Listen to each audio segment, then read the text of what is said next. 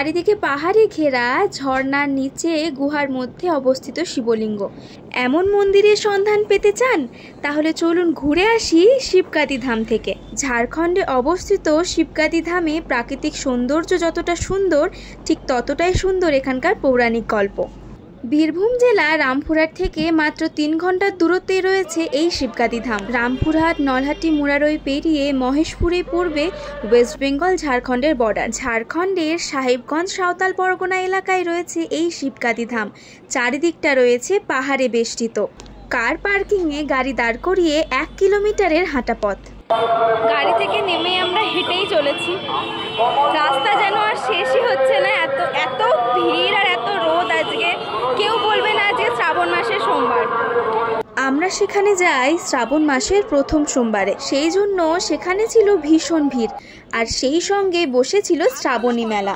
বছরের অন্যান্য সময় এলে এই ভিড় আপনারা দেখতে পাবেন না, আর মেলাটাও দেখতে পাবেন না। আশেপাশে ঘরবাড়ি প্রায় নেই বললেই চলে, তাই অবশ্যই একবার শ্রাবণ মাসেই ঘুরে আসবেন এই জায়গা থেকে। পায়ে হেঁটে আমরা অবশেষে পৌঁছে গেলাম শিবকাদি ধাম।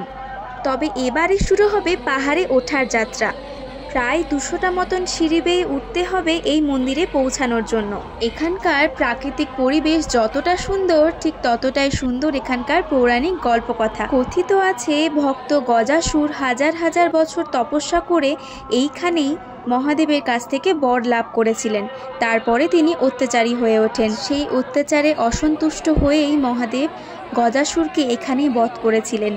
কিন্তু তারপরেও তার ভক্তের নাম অনুসারেই এই জায়গার নাম হয় গজেশ্বরনাথ ধাম। প্রবাহমান ঝর্ণার মধ্যে দিয়ে গুহার ভেতরেই রয়েছেন পীতাম্বর রঙের শিবলিঙ্গ। সেই সঙ্গে রয়েছে গণেশ এবং মাতা পার্বতীর মূর্তি। লক্ষাধিক মানুষের ভিড়ের মাঝেও সকলেরই পূজা হবে খুব সুন্দরভাবেই, সেই নিয়ে আপনারা নিশ্চিন্ত থাকুন। পাহাড়ে ওঠার সকল ক্লান্তি যেন এই শিবলিঙ্গের দর্শন পেয়েই ঠিক হয়ে যাবে। গর্ভগৃহের ঠিক বাইরেই পাহাড়ের গা বেয়ে ঝরে পড়েছে অবিরাম ঝর্ণার জল, আর গুহার বাইরে রয়েছে বিশাল বটবৃক্ষ, তার ঝুড়িগুলো নেমে এসেছে। এই দৃশ্য দেখলে মনে হয় যেন মহাদেবের জটা থেকে নেমে এসেছেন স্বয়ং মা গঙ্গা। 195টা সিঁড়ি উপরে উঠলে দর্শন পাওয়া যায় এই শিবলিঙ্গের। তবে আপনারা চাইলে আরও উপরে উঠতে পারেন। প্রায় 350টা সিঁড়ি উপরে রয়েছে নন্দীর পায়ের ছাপ।